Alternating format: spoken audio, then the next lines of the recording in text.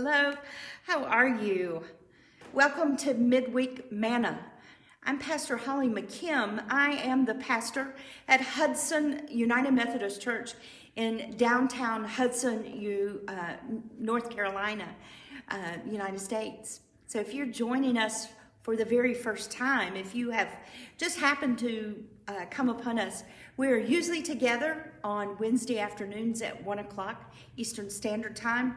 And then on Sunday mornings at 10 o'clock Eastern Standard Time, we are back here for worship.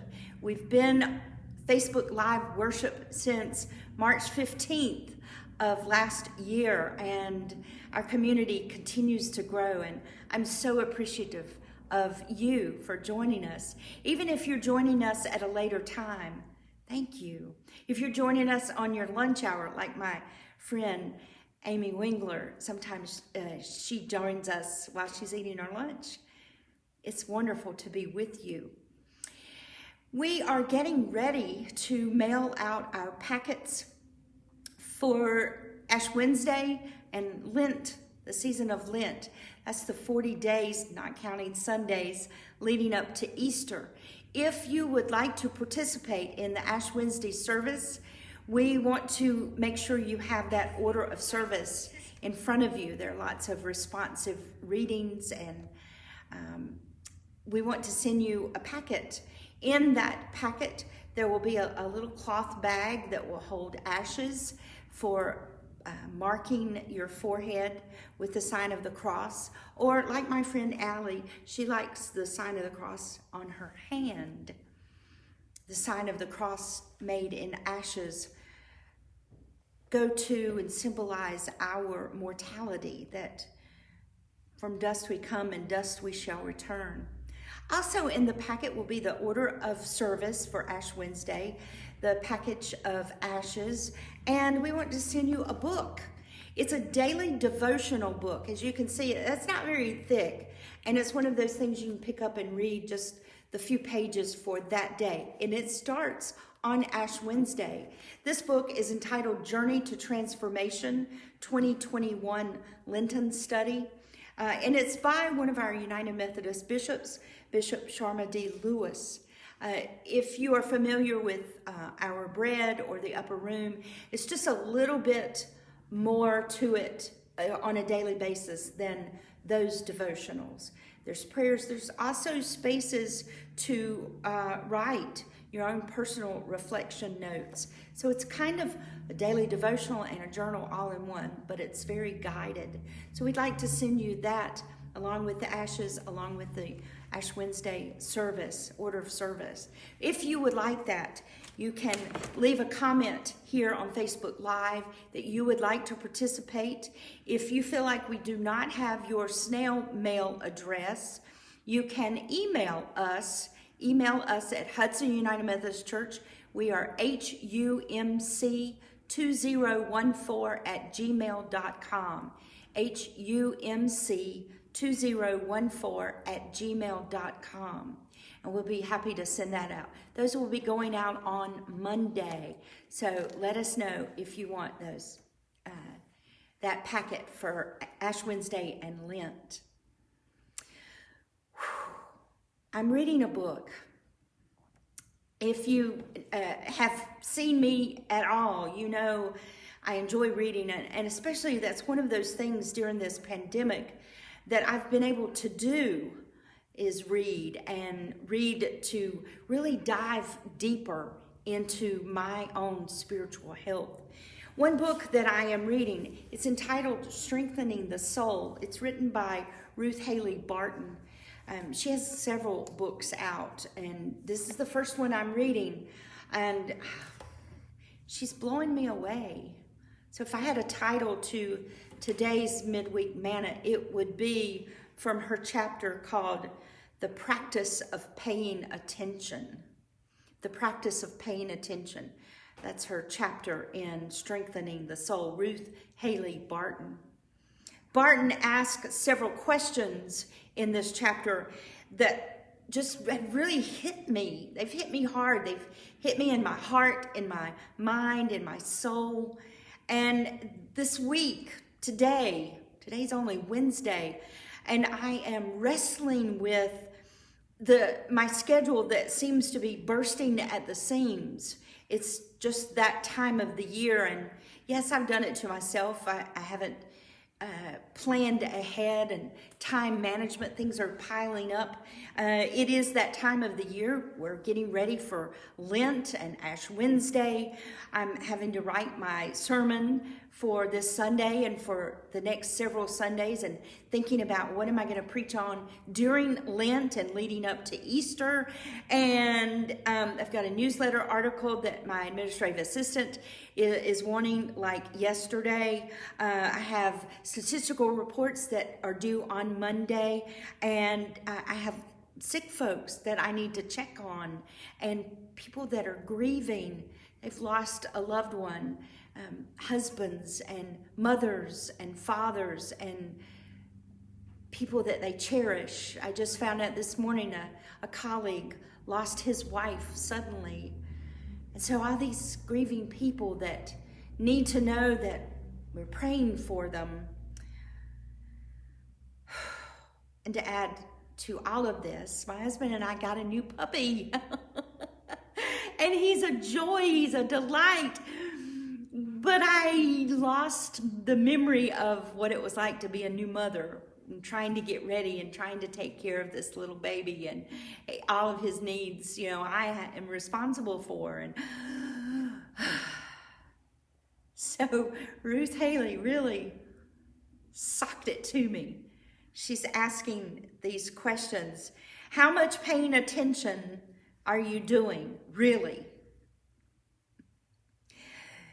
She asked, do you have enough give in your schedule to be able to turn aside and pay attention when there's something that warrants it? Another question she asked, could it be because you're moving so fast that you do not have time to turn aside and look? Do you even have the mechanisms in your life that create space for paying attention so that you don't miss the places where God is trying to communicate with you? And she's asking all these questions. She begins with a few verses in Exodus and talking about Moses. She gets this idea of turning aside. Exodus chapter 3, verses 2 and 3. The scripture says, there the angel of the Lord appeared to him, Moses, in a flame of fire out of a bush.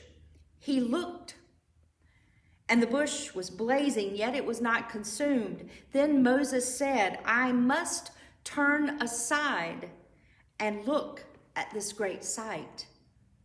I must turn aside and look at this great sight, meaning I must pay attention.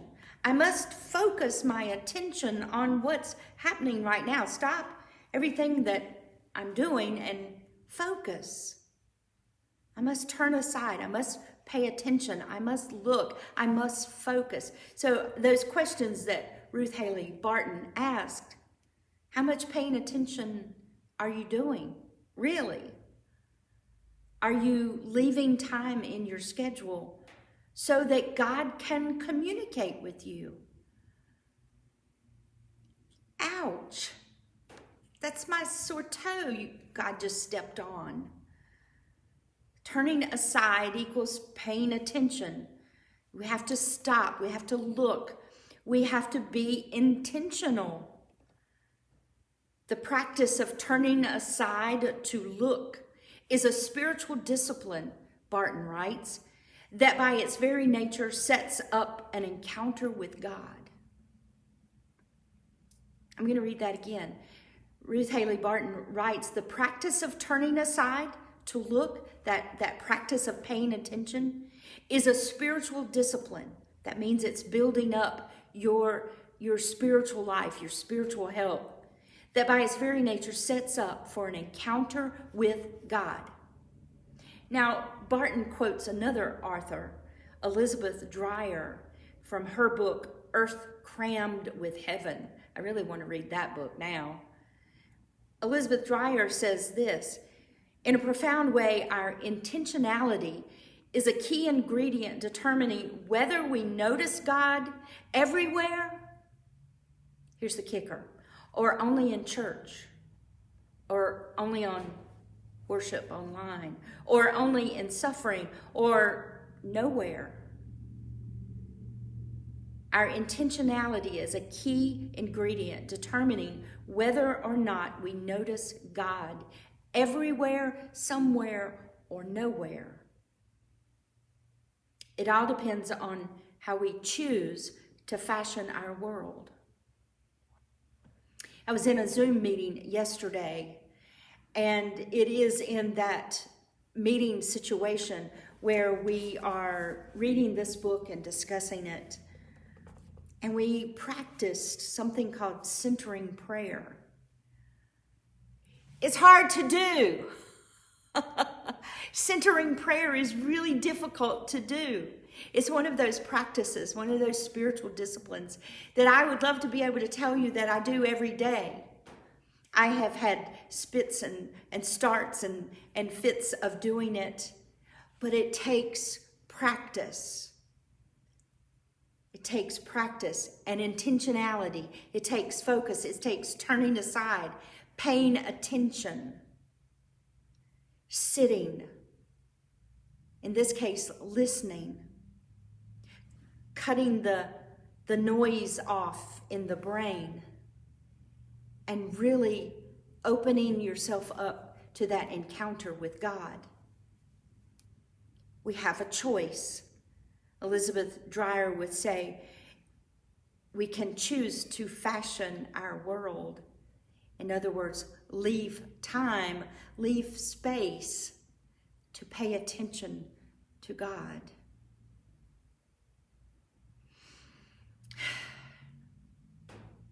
I want to do better. I want to do better. I'm going to try to do better. I'm going to set aside time, like writing in my gratitude journal and paying attention to where God is inviting me to an encounter with God. Whew, that's some heavy manna right there. I hope you have a wonderful week, and we will gather back together again on Sunday morning at 10 o'clock Eastern Standard Time. I'm Pastor Holly, and blessings to you, my friends. Blessings. Misty and Sharon, you all be well, okay? Happy quarantine. Bye for now.